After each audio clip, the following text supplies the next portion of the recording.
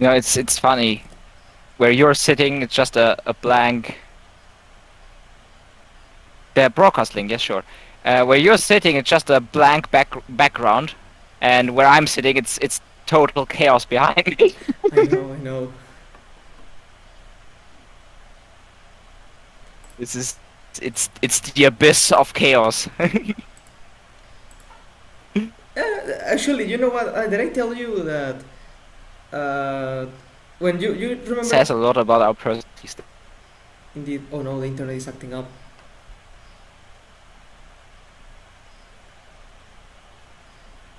Oh, it's Ah, there because we go. The stream has started. Excellent. great. Because for some reason How, this how? thing doesn't give me the link. Okay, here you go. There's the link. Thank you very much. Send it over to you as well. Uh,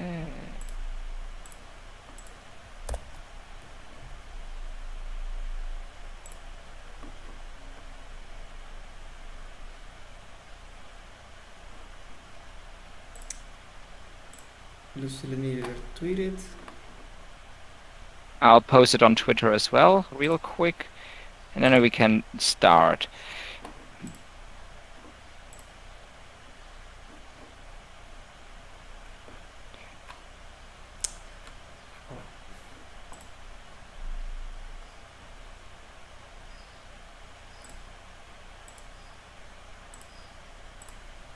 The Atlia-Obscurium Showcase is now live. And there we go. Alright, done. Good.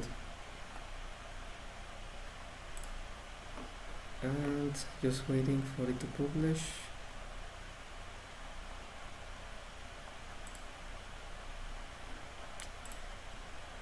Alright.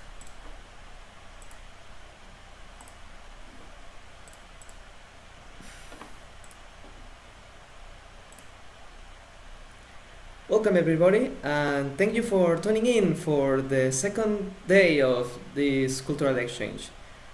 Today we will have the showcase presentations by both of us, the Kingdom of Atlea and the Republic of Obscurium. Starting with, of course, the delayed presentation by Obscurium. Now I give the word to President Antonov to start his presentation. Thank you very much, Prince Regent Luis Marcel.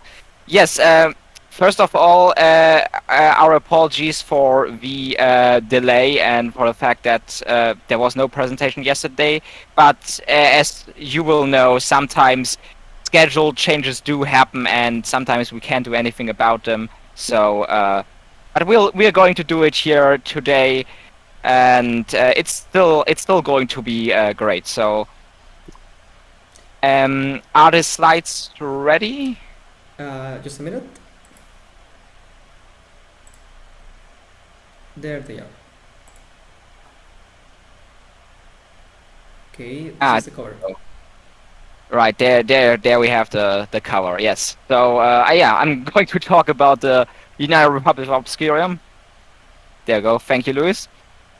So, first of all, a couple of basic informations about Obscurium. We were founded on the 3rd of March 2018. Our official language, our only official language, is English. I mean, we do have quite a few German citizens, but we actually have more foreign citizens now than German citizens, and also I am too lazy to translate everything into German as well, so English it is. Our national motto is liberty, unity, obscurity, because those are 3 things we would very much like to have in Obscurium, or we have in Obscurium already. And a national anthem is "The Thoughts Are Free." You heard that one yesterday, but I'll talk about it later as well. We call ourselves a true direct democracy, though I don't know if that is a proper form of state. We are still kind of figuring that one out, and we don't have a head of state and government, or we don't have 2 separate heads of state and government, just one president, which is me, Zara Antonov. Hello. And then we have, of course, the Parliament of Obscurium, which is basically just a gathering of all citizens who are interested in participating in the politics, which sadly is not that many yet, but we're also getting there. And we also have three major national holidays listed here. The first would be Declaration Day, the 3rd of March, obviously the date on which we are founded. Obelisk Day, the 11th of March, I'll talk about that later, and Victory Day, 8th and 9th of March, of May, sorry, which you may be familiar with. It's the day when when Nazi Germany surrendered at the end of World War II, and we all celebrate the return of peace to Europe. Let's continue.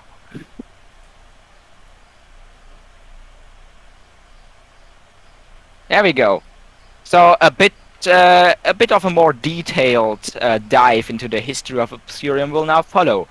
As I already mentioned, that date is wrong for some reason, mistake on my side, but we were founded on the 3rd of March 2018, and back then Obscurium wasn't Obscurium yet, it was the United People's Republic of Mars.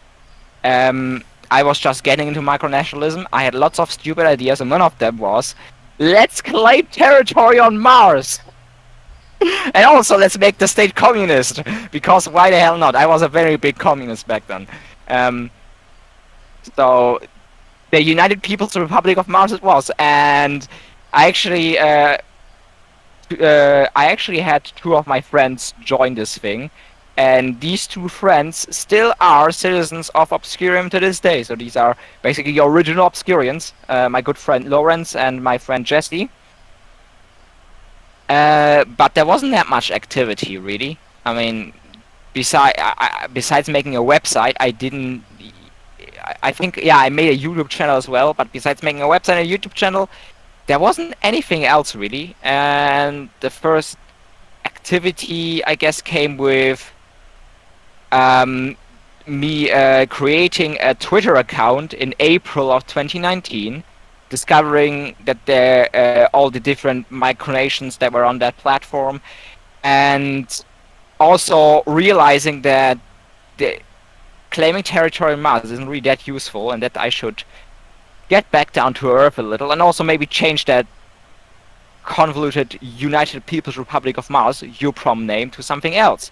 So I thought, and on the 29th of April 2019, I decided to change the name to Obscurium, with a new flag, a new coat of arms, new everything, and even territory. We acquired a garden territory, and we call it the Green Garden. Very creative name. Just before the 29th of April. So actually, it was acquired under UPROM, but it's was mostly an Obscurian thing. And then we could at that point we could finally claim that we had actual physical territory.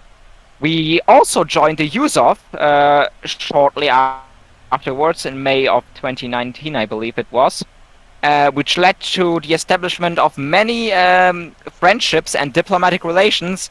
Most importantly, of course, the Atlia-Obscurian friendship that started with USOF. Although at that point, myself and Louis didn't know each other yet when I joined USOF. I think he was a member already because you were a member before me, right? Yes. Yeah, so he was a member before me, but we didn't communicate much at that point. I came later in 2019. I primarily got into USOF through Dan Morris of New Westphalia, a great man, and unfortunately retired micronationalist. But I got into USOF through him, and then I went to Microcon 2019 in Toronto, Canada. Well, not in Toronto, in Hamilton, but it's right next to Toronto. My first big micronational experience, and it was amazing. Microcon 2019 to this day remains one of the greatest things I've ever done. I met so many great people there, more great friendships forged, more diplomatic relations established. Some of them last to this day, with the Kingdom of Piccadillo, for example, and the Nordonian Empire. The Kingdom of Piccadillo is hopefully also going to come to the next Microcon. And the Nordonian Empire will be attending another summit, which I will talk about at the end of this presentation as well. And my establishment of relations with Nordonia and their supreme leader Adam Lindström actually led to my first, which is a Swedish micronation located near the city of Linköping. That's in southern Sweden. I visited them in late August. No, sorry. Yeah, late August, 1st of September, around that time. And it was a great success too, although I broke my leg afterwards, but that was already when I was back home, because I sat down on a cursed bench in Nordonia. There's a video on Obscurium's YouTube channel about the Devil's Bench. You are highly encouraged to go watch that, because it could save you from the fate which I endured when I sat down on that bench. But anyhow, afterwards I also visited New Westphalia, the micronation which Dan Morris was running. He lives in England, not that far away from London, and that was great too. A great time. And after that, there was a bit of a break in state visits until late in the Corona pandemic in 2021, when I visited the nation of Ductionary, which is an Austrian micronation just across the German, the Bavarian border to Austria. And Ductionary and I and Obscurium, we have been since then we have been working together quite closely, which I again will get to later. And of course, we have future state visits planned as well to Atlea, which we previously discussed as well, and to Slow Jamistan, which is an upstart micronation, very interesting and very good-looking micronation too. And I'm very happy that I managed to arrange an opportunity to visit them. That's sadly not the main territory, just their consulate in San Diego, but still, I'm looking forward to meeting them there. Other events in recent Obscurian history included the 2020 Time Capsule, which was originally buried in the Green Garden, but then reburied in another location where it will stay until the year 2030, when I'll be 50 years old and Obscurium will be very old as well. I'm not good with math. I don't know how old Obscurium will be at that point, but it's gonna be quite an event digging up that time capsule. And despite the fact that we did bury the time capsule in 2020, with participation from our citizens too, we did suffer from some inactivity. There was a time where we had a vice president, Fockless Kyle, but Fockless Kyle unfortunately didn't turn out to be a very capable vice president at the time, and so we had to let him go. But he had the idea to create an Obscurian monthly newspaper to promote activity, and so we could see what we were doing every month. So in December of 2021, the first issue of the Herald of Obscurity was released, and it's been released ever since, every month except for April of this year, because literally nothing happened in April. April was a very bad month. But yeah, it's been released again just a couple of days ago. You should check that out too. And of course, there are also plans for the future. There are plans for a new constitution, which is currently in the works, the Ministry of Dragons, which I will talk about later, and of course the Micro Euro Summit 2022, which I will also talk about later. I need to stop saying that I'll talk about stuff later. The next slide, please. Here it is.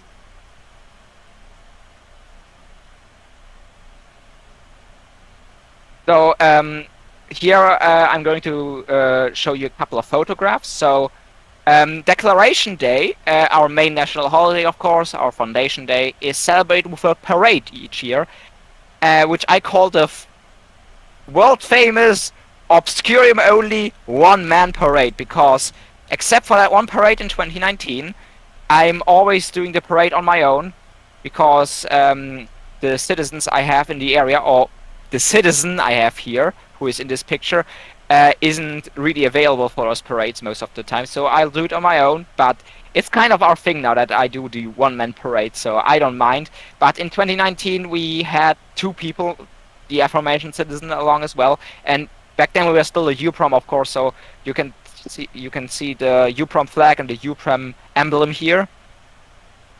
Next slide, please.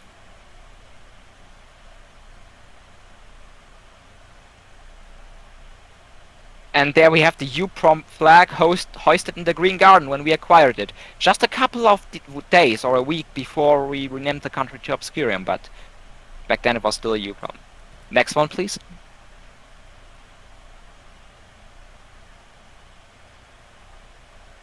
And here we have the flag of the UPROM again. That was hoisted there. This picture was taken 2 years afterwards, I believe. And with the new flag of Obscurium, of course, which was not the first flag of Obscurium. The first flag of Obscurium looked just like the current flag of Obscurium, with one key difference: the triangle and the stars, they were all red, which did not make for good visibility. So we changed it to white, which looks much better, I would say. Next one, please. And here we have a better picture of garden. That's basically what it looked like. We have the greenhouse all the way to the back. Here in front we have Chernobyl Square and the St. Christopher Memorial Chapel. That's what it looked like before we did some work and we removed a lot of vegetation and cleaned it up a little. If you'll do the next slide, please. We can see what it looked like after we removed the vegetation. And there we go. It looks much more cleaned up. You can also see the International Military Memorial in the bottom right corner, and the Space Memorial. And the Obscurium vessel station as well at the top. That's one of the main reasons why we actually gave up the Green Garden. It was a lot of work, and I and another person were the only people taking care of it. It very rarely looked like this. It most often, more often than not, looked like the previous picture, very overgrown, and it was just too much work and not worth the trouble. The next one, please.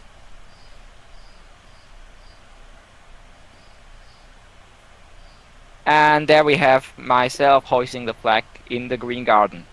Next one, please.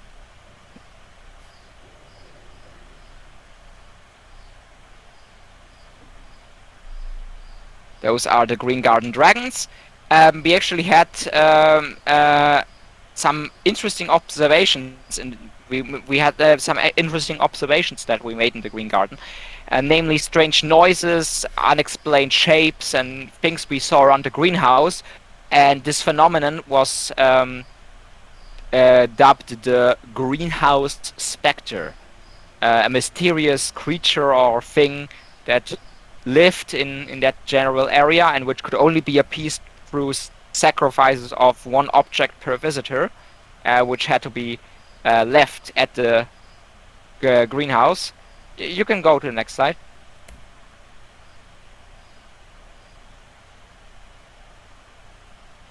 I brought that up because the dragons are we believed, our scientists came to the conclusion that the greenhouse specter was most likely a dragon, of course.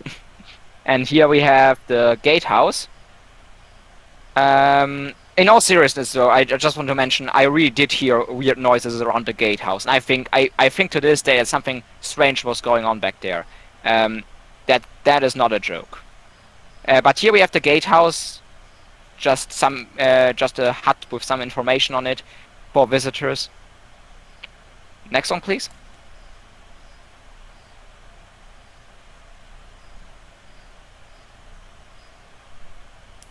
And here we have a modern Obscurian one-man parade. I now have a winter uniform, which I use for the parades in March, because in March it's very cold, obviously. But the place is still the same. This is my old school, and the parade always goes past my old school because I hate it so much, and I just want to show my hatred towards the institution every day. I walk past it, and the only time I will pass it on this parade, so that's when I do it. I mean, the school was actually one of the reasons why I even founded Obscure in the first place, because of my severe hate of authority and the German school system and the German system in general. Yeah, you can go to the next slide. That's the next slide is one of our Victory Day parades, which were also one-man parades. A tradition which was discontinued this year for obvious reasons. You can't use that flag anymore, unfortunately. And the whole thing with the Soviet flag is a whole other debate I won't cover here. But I wrote something on that. You can find it on the Obscurian website under the 8th of May statement of this year. But yeah, next one, please.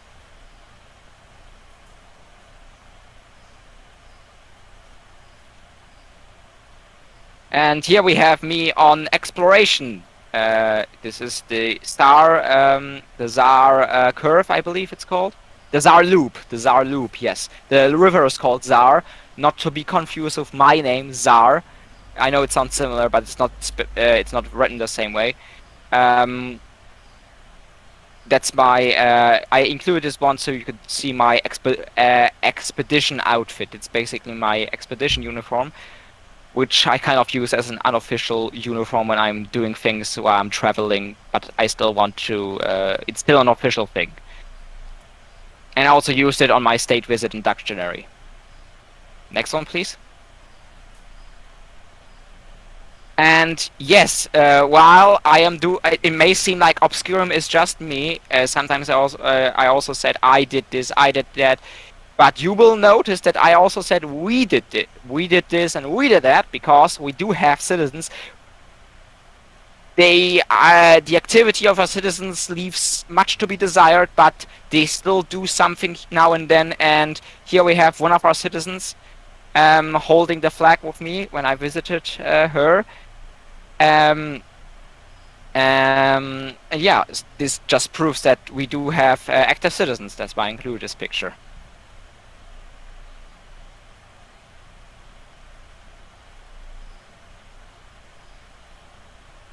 And here we come to the pictures of our state visits. So this one depicts my state visit to New Westphalia, and that's that lovely gentleman over there is Dan Morris on the right. Next one, please.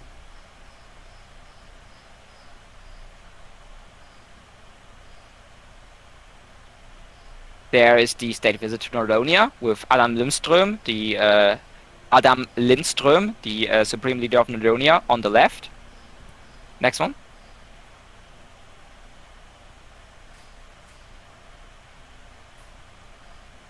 And there's Jan Olaf Spiekermann, a man affiliated with a lot of different micronations, but most recently he has been appointed as Supreme Judge of Obscurium, and he has helped me a lot with multiple projects. He is an honorary citizen of Obscurium, but he can't be made a full citizen because he has too many other citizenships. But he's still an essential part of Obscurium nowadays, and a good friend too. Please continue. And there we have the state visit to Dictionary, of course, with Arthur de Turnau and Fabius de Turnau on my left. Next one.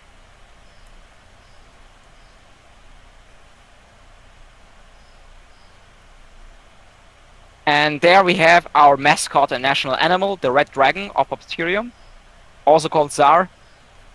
Next one, please. Oh, and he's gonna come along to Microcon as well. Microcon 2022. Now we get to the most fun part, our national symbols. So here you can see, first of all, our national flag in the top left corner. As I mentioned earlier, it's the second national flag of Obscurium, and if you include the UPROM, which legally is the same state as Obscurium, it's the third one. Originally, all of the stars and the all-seeing eye and triangle, they were red, but now they are white because it looks better.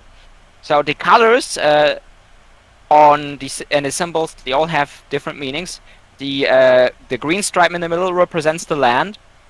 The two black stripes represent the night sky and space, and the two blue skies represent the day sky, just the blue sky you see during the day.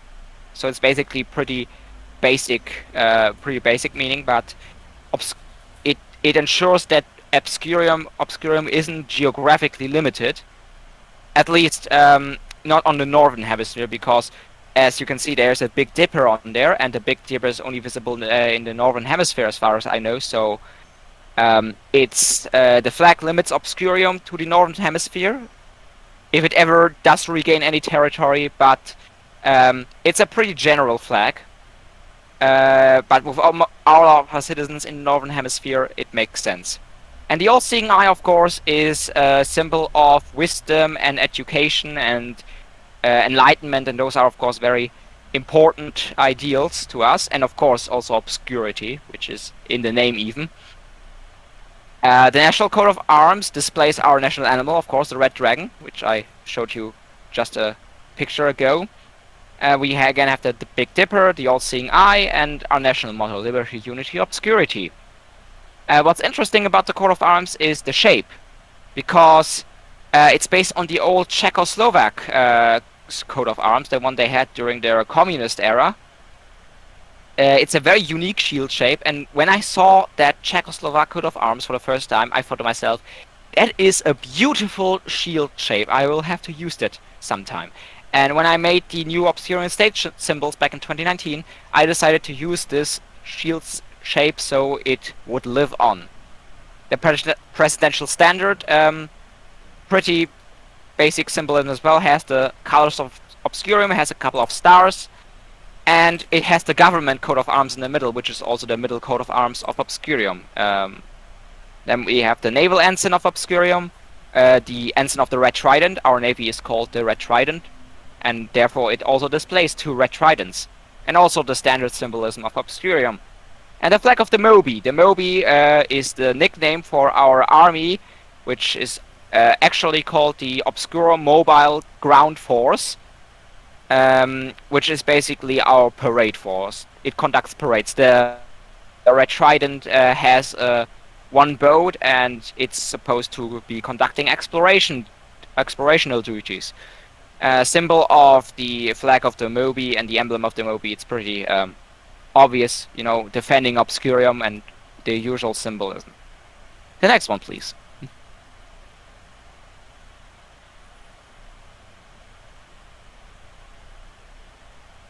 And here we have the emblems of the Red Trident and the Moby. I don't know why I used the Kraken for the Red Trident, but it just happened, and I've continued using it whenever I updated the symbol of the Red Trident. And the citizens also agreed with it, so we kept it as the emblem of the Red Trident. The motto of the Red Trident, you can see written on it, on the emblem, it's per aspera ad victoria, which means on rough paths to victory. The Moby has an English motto, never underestimate, because there's the most grievous mistake you can ever make is underestimating your enemy. So that's the motto of the Moby. But you also shouldn't underestimate the Moby itself, so it has a double meaning. And the Moby, as I mentioned, the Red Trident, as I mentioned, has one ship, and it's called the RTS Ghost Blitz.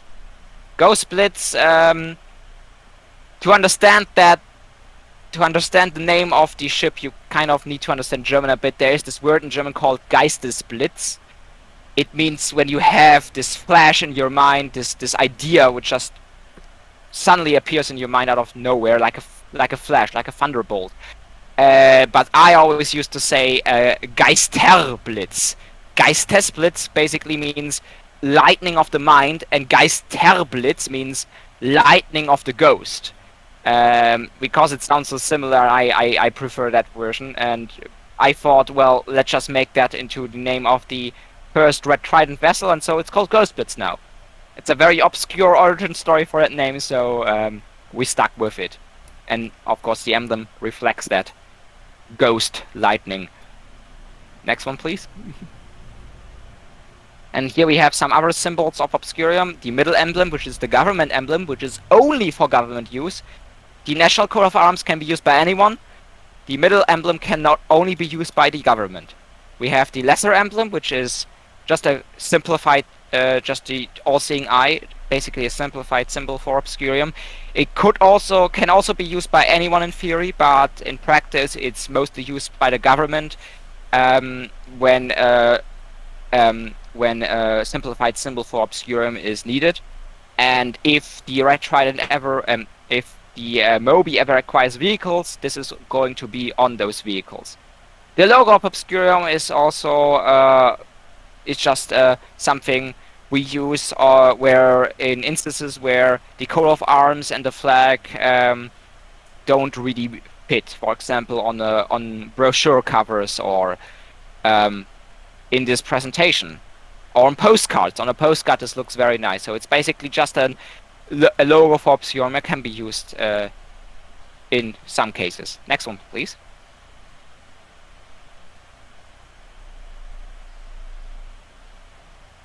And here we have some of our ministerial coat of arms. They all have the same shield shape.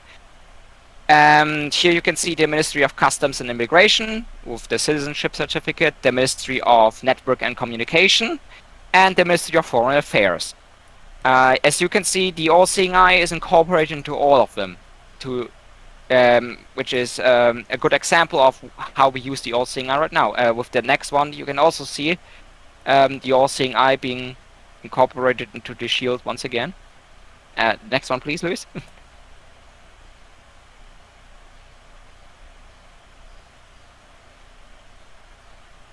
There we go, the Ministry of Economy. It's actually not a thing, the Ministry of Economy. It was never created officially because we don't need it right now, but I made this if we ever do need it.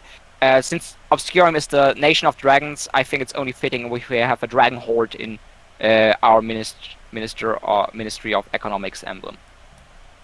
The next one, please.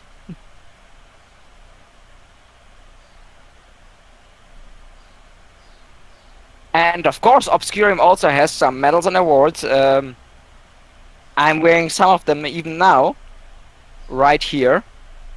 The one I'm wearing here, well, you can see me. You can see me right now. I'm sorry.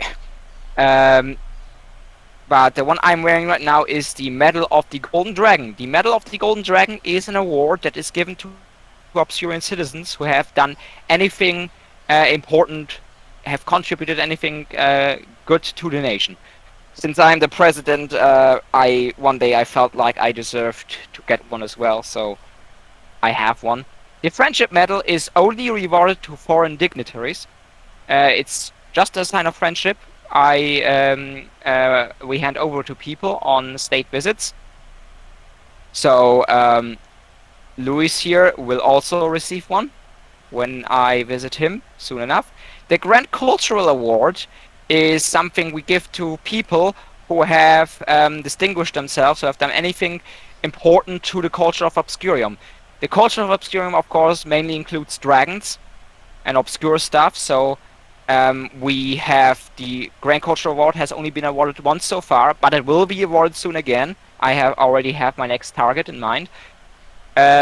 It's been awarded to the German Dragon Museum, because obviously dragons, Obscurium, Dragon Museum, it was very important for me to give them something to recognize their achievement. And then we have the Medal of the Obelisk, which is basically supposed to encourage people to participate in the Obelisk Day celebrations, which we will talk about later. Next one, please.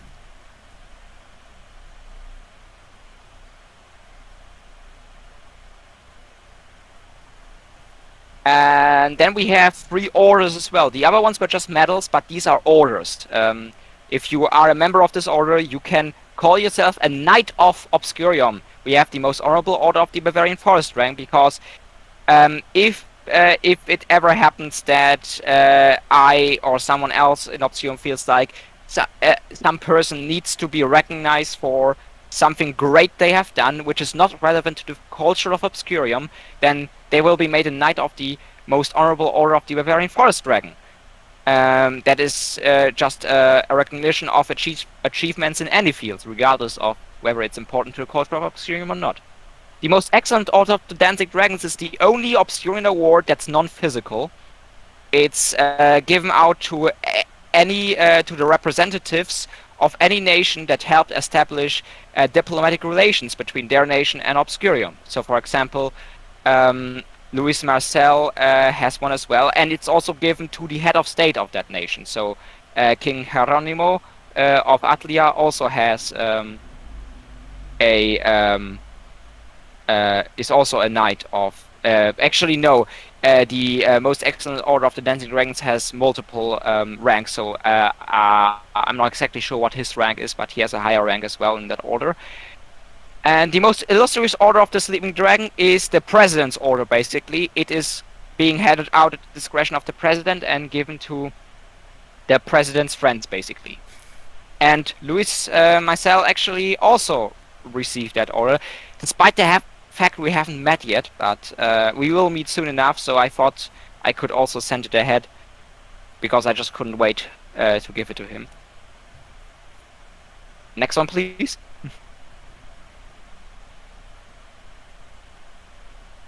And here we have the other medals I'm wearing right now. We have the Order of the Rising Moon, which is basically the President's Order. It's a badge worn by the President of Obscurium, and only by the President of Obscurium. And whenever a president ceases to be the president, the next president will get this badge. And the Medal of the Black Dragon is a medal of which only one is in existence, as far as I know, which was awarded to me for the foundation of the UPROM. Next one, please.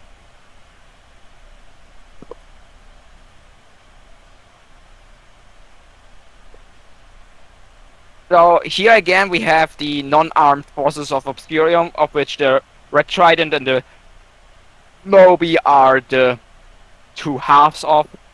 As I mentioned earlier, there are only 4 parades and explorations. So there we have a picture of an older parade where I was wearing a different uniform.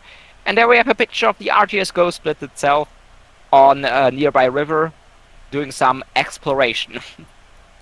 Next one, please.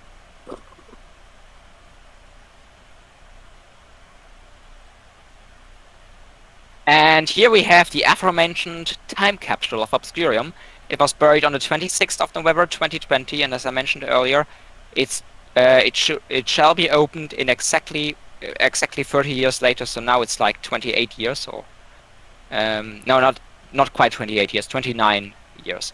In the top right corner you can see the capsule itself, and in the bottom left you can see the contents of the capsule. We had this Obscurian book in there with the current information about the state. We had lots of pictures of areas here, some letters from our citizens to the future, some Obscurian business cards, some Obscurian medals, Obscurian buttons on Obscurian flag, and the flag of Schleswig-Holstein as well, which is the state in which I live. And in the bottom right corner you can see me reburying the capsule for the final time. And Obelisk Day.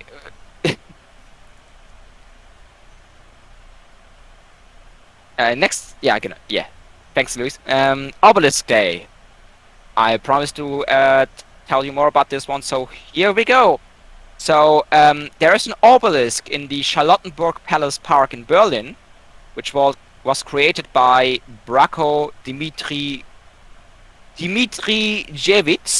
in 1979.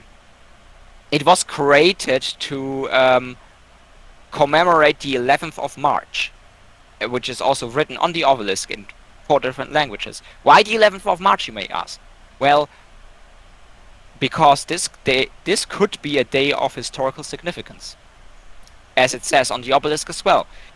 It's not actually a day of historical significance, or at least it wasn't when the obelisk was erected, but it could be one day, which is a very obscure premise. It's supposed to make us think and contemplate the nature of historical significance, and since that's a very obscure and Obscurian thing to do, It was made in Obscurian holiday with unanimous support from the citizenry on the 11th of March 2022.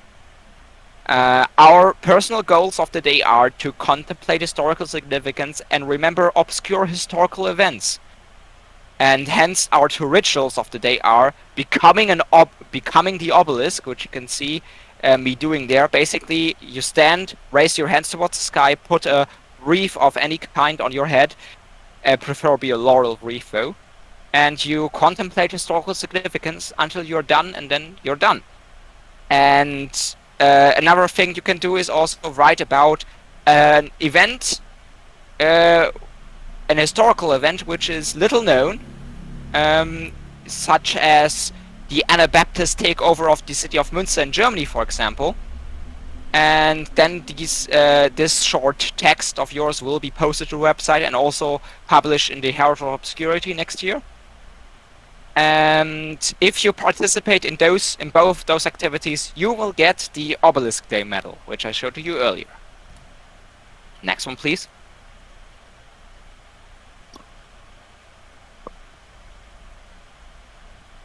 And now we come to the most fun part, the Obscurian Recipes.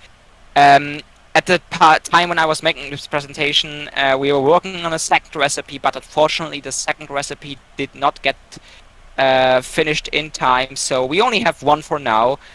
But here you can see the recipe for the national food of Obscurium, the molten cheese salami toast sandwich. Very obscure name. So basically it's made up of 2 pieces of toast, 1 slice of salami.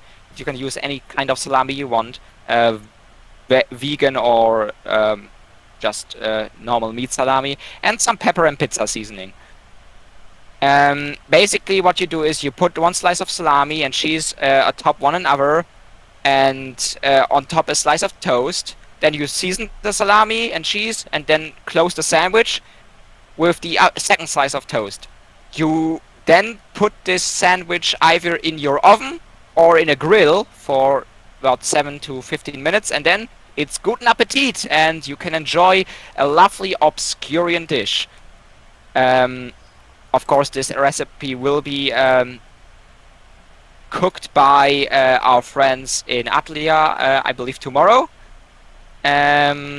And we will do their recipe, which will also be presented later to us. You're also, of course, all welcome to cook this recipe and use the hashtag, which we will provide to you tomorrow to show your results.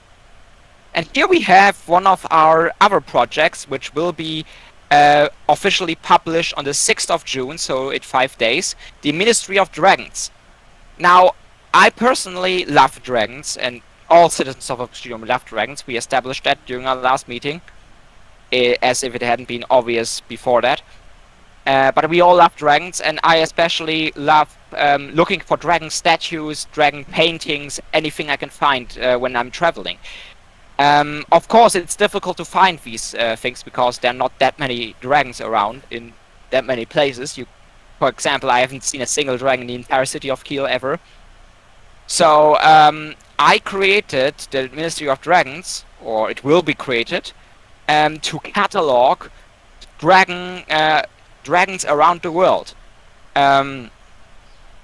Basically, it's a map where you can report a sighting of a dragon. You can send in a picture, send in the location, send in number of dragons, name of the dragons, and then it will be added to a map. There will be a little section describing the dragon sighting, and then people who want to see dragons while they're traveling, they can go to the Ministry of Dragons, and they can look at the map and see, oh, I'm going to this city. Oh, that's where I can find the dragon statue. For me personally, it will surely be most useful, and I hope it will be for some of you lovely folks as well. So if you ever see a dragon statue anywhere, take a picture of it and send it to the Ministry of Dragons once it's up and running. But I will make sure to inform you all about that once it starts. Next one, please.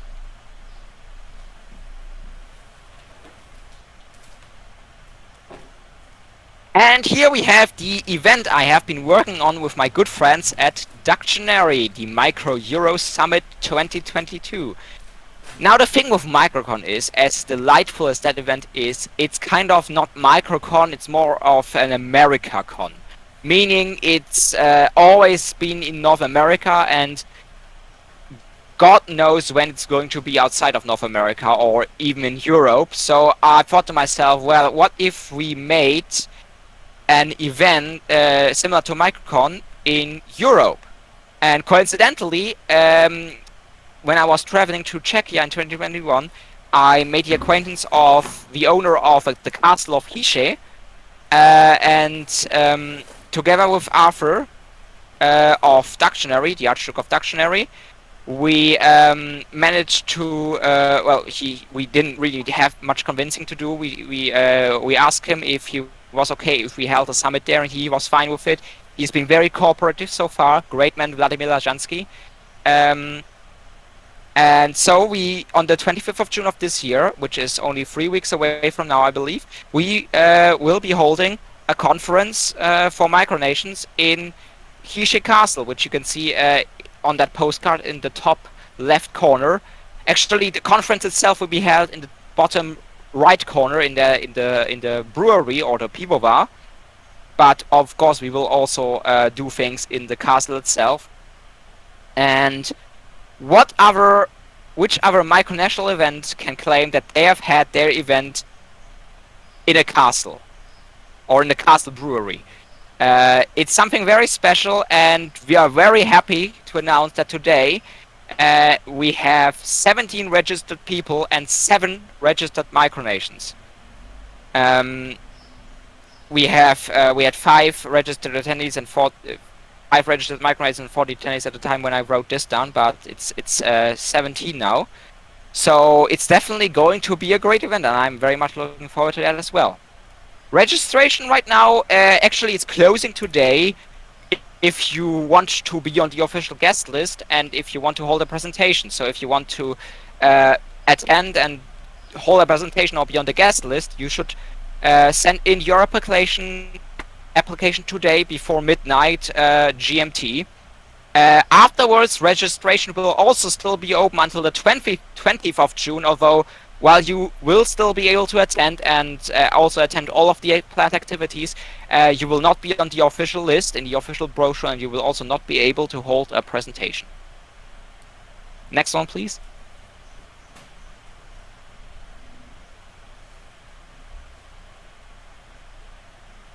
And here we have, I think, the last project I want to talk about today, the Micro Flag Archive. Been something I've been doing since 2019. Basically, in the micronational community, there is no place where all micronational state symbols have been collected together with relevant information like the meaning of the symbol, the adoption date, and the nation it belongs to. There's MicroWiki, there's a list of micronational flags on MicroWiki, but it's just images. There isn't actually information there unless you go to the different sites of the micronations, and sometimes they don't even write down what their flag means. So MicroWiki is not a good source if you want detailed information like that. And that's why I created the Micro Flag Archive. It was on a website called DeviantArt until recently, but just a couple of weeks ago I remade it on a new website. The link is right there. If you are a micronationalist and you haven't registered, you haven't sent me your state symbols yet, please go to this website and send me your state symbols, and they will be featured there. It's a little slow right now because I'm working on a lot of other projects, as you just saw, but yeah, I hope that one day, as unrealistic as that may seem, I will have collected most, if not all, micronational symbols they are on this archive. Right now, we already have some big names like Molossia, West Arctica, Atlea, Carnia Rufinia, and Dracul. And yeah, that's you can go to the last slide. That's been it for the Obscurian Showcase. I thank you very much for your attention and for listening to this very detailed description of what we are about and what our activities are. And if you want to learn more about us, please visit our website. It's on the screen right now. Write me if you have any questions that couldn't be answered. Don't hesitate to write me. Check out our YouTube channel. Check out our newspaper. Yeah, have fun doing that. Thank you. Thank you very much for this amazing presentation about Obscurium, its history, and a lot of the things behind this project that is Obscurium. Thank you very much. And now we will proceed with the Atlia Showcase. Louis, you're muted. Yes, sorry. Yes, apologies for that. I was saying that thank you very much for sharing with us this information that is the background and the history and the culture of Obscurium, which has been very entertaining to hear, and I appreciate very much that you have the time to do this presentation. I appreciate that you gave me the opportunity to do this, and yeah, I'm happy that you enjoyed it, and I'm also very happy to hear about Atlia now. Of course. First, I'm going to check if the broadcast doesn't have any comments or questions. Of course. Yeah, right. If you have any questions about Obscurium that you would like to ask right now, feel free to do so in the comments, of course. Okay, apparently yeah, right. If you have any questions, Dictionary gave us a that you thumbs would up, like to ask so right no now, question at the feel moment. free to do. I mean, that's always good. It is good. Alright then. Who wouldn't want a thumbs up from Dictionary? Indeed. Thank you very much for Dictionary for watching our broadcast. And now we will show the presentation showcase of the Kingdom of Atlia. Yes. Okay, now I will present the history of the Kingdom of Atlia. Half a decade old, 5 years of experiences. Okay, here's a bit of general information. Our nation was founded on the 25th July 2017, Anno Domini. Our denominator, of course, is Atlian. We have two official languages as the approval of the latest constitution, Spanish and English. So now every document now must be translated to both Spanish and English. Yay! Our national motto it's Deo Fidelis Semper, which means always faithful to God. Now we are not what's the name? One of those nations that just have an official religion, but yeah, it's observed. The Catholic religion is observed as the royal family is of state religion. So yeah, but of course we have laws that protect and enhance the liberty of faith for all our citizens. Our location is in Mexico mainly, with the states of Tamaulipas, Nuevo León, and Coahuila, Tabasco being some of the places we have territory. Of course, we have two territories in the United States, in Maine and in New York, the state of New York, not New York City. And of course, ceremonial territory in Australia, which is the small archipelago of Ball's Pyramid. Our form of government, it's a constitutional monarchy as of June 2021. Of population, according to the 2020 Atlan census, is of 32 people. Of course, the head of state is, of course, me de facto, by fact, but of course the king is Geronimo, my father, by law. And right now we don't have a head of government as our current administration hadn't had the opportunity to decide how to select a new prime minister. Here's a very brief history of Atlia. Of course, we were founded on 2017. We were from the start a constitutional monarchy, but we went through a period of absolute monarchy from February 2020 till June 2021, as I mentioned before. This is because I saw the necessity of having to keep back on track the kingdom, as it was very inactive by this point in time. Right now we are still kind of like that, but I hope with a future project that I have in mind, this will change. And I don't have a slide for this, but I want to share the meaning of our flag that is present here. Uh, the there were some meanings behind, because when I planned this flag with help of my brother, we just went through with the colors and the aesthetic, and not really a meaning behind the colors. But now it means kind of, well, one of the meanings were the separation of the three powers, the legislative, the executive, and the judicial, being respectively the white being the royalty. But now it has the meaning of the amber color being light, enlightenment, and that sort of thing. The white being the fate of the people of Atlia in anything, and of course the blue, well, the turquoise, but it falls between the blue. It means wisdom and knowledge. And of course the coat of arms in the middle represents the royal family, which is an integral part of the kingdom, and it's the state of the state. The people of Atlia is very diverse in regards of its culture, but most share a Catholic background, as you know, Mexico is mainly Catholic nation. And it's reflected in our biggest cultural celebrations of the year, being the Day of the Dead, which is celebrated on the 2nd of November, and a Posada Party in December. A Posada Party is a celebration mainly done in Mexico and I think a bit of Central American nations. In these celebrations, in these posadas, they are done, I think, a week or two before Christmas, and these are parties that commemorate the searching of the Virgin Mary for an inn to give birth to Jesus. And there's a chant that is done, people are let in, and there's a small dinner, and there's a piñata that can be broken, and lots of candies, and it's a really nice time. Another cultural matter relating or people, it's their apathy towards political topics, but they share a huge interest towards the defense of rights of vulnerable sectors of the population, such as the LGBT people, the rights for the equality in women-men's discourse, and so forth. Actually, right now, Atlea starts its the Pride Month, as it's the month of June. So we observe and commemorate the fight for the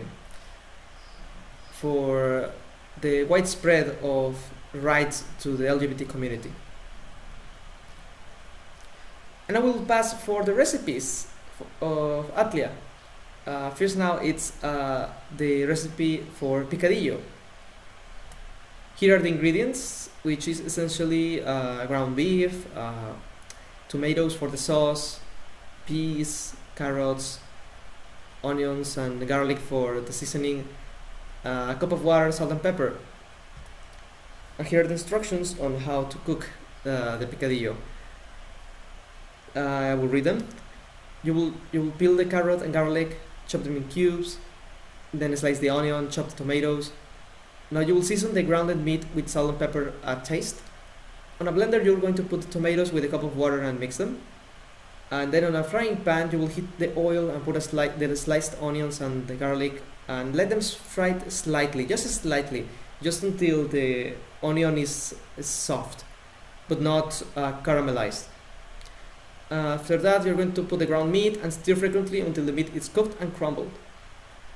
Then you pour the peas and the carrots, of course not fried, just barely cooked, because then you're going to have really crispy Piccadillo, and that's not good. You're going to pour the peas and the carrots on the pan as you pour the tomato sauce over it, and then you are going to season this sauce with salt and a taste. You're going to let it boil while you stir from now and then, and after the sauce looks cooked, you may serve. Now we have refried beans with cheese, with fresh cheese. We're going to need oil, homemade boiled beans, and if you can have this, I guess canned beans can serve as a substitute. Homemade boiled beans, are made with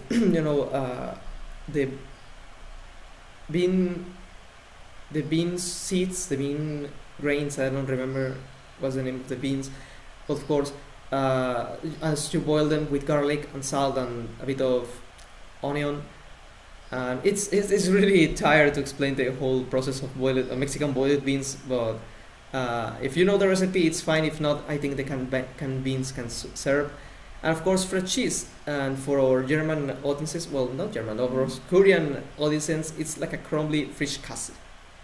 I think I hope I say that right.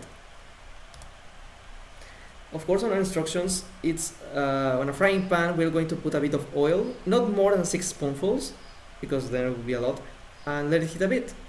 Then you're going to put the beans and smash them in the pan. Or for a more liquid version, you can mix them in a blender with a bit of water and then add them to the frying pan with the heated oil. You're going to stir, let them cook for 3 to 5 minutes or until they look cooked and start to boil with bubbles. Then you let it cool a bit and add the crumbles of the fresh cheese on top of the beans. It may be enjoyed with tortilla chips or in a taco. And of course, flautas. This is the Atlian official recipe. Like, wait, what's the name? It's the official meal of Atlia. For some Mexican or anyone else seeing this broadcast, Atlia comes from a place where we call this dish flautas, but in mostly anything else, it's a flour taco or a burrito. But no, it's a flauta. It's Atlia. If you say it's not a flauta in Atlia, you get sent to jail. Of course, the ingredients are simple. You have flour tortillas, as much flautas as you want. One flour tortilla is basically one flauta. And the fillings, it could be picadillo, refried with cheese, or any other Mexican guiso. A guiso is essentially a sauce dish with meat that is served. There are lots of varieties of guisos. Picadillo is one example of it, and also refried beans.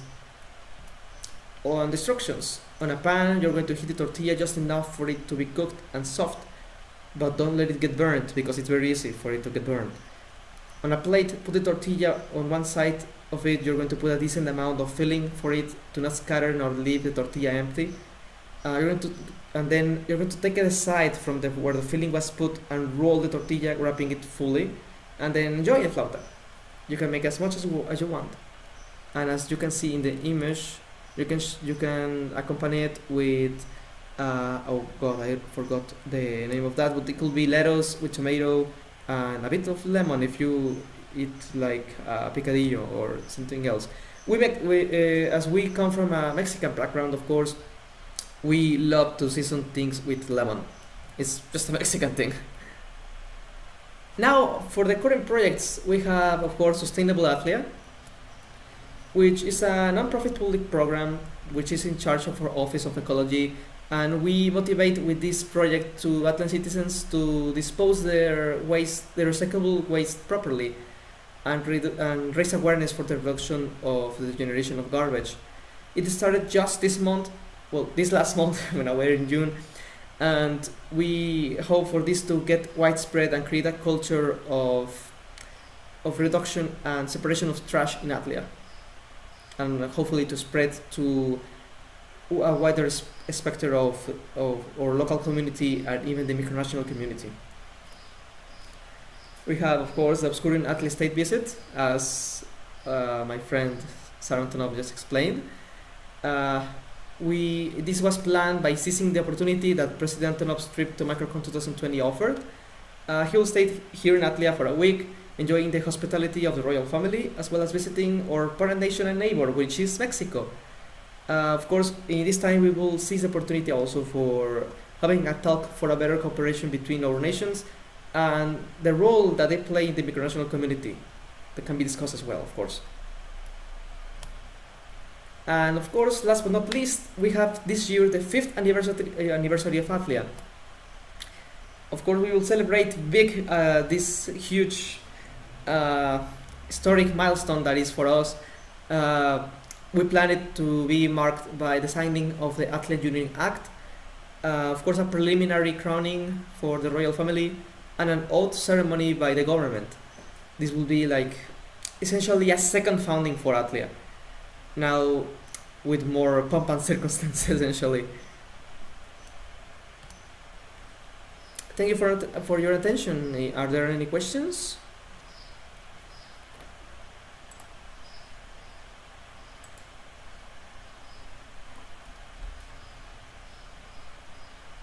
I'm going to see the broadcast if there's any question.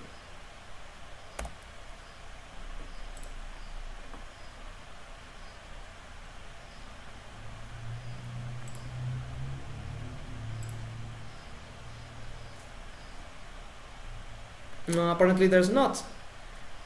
Then in any way, you can contact me for any question you have or comment in the video after, and we will try to answer as soon as possible.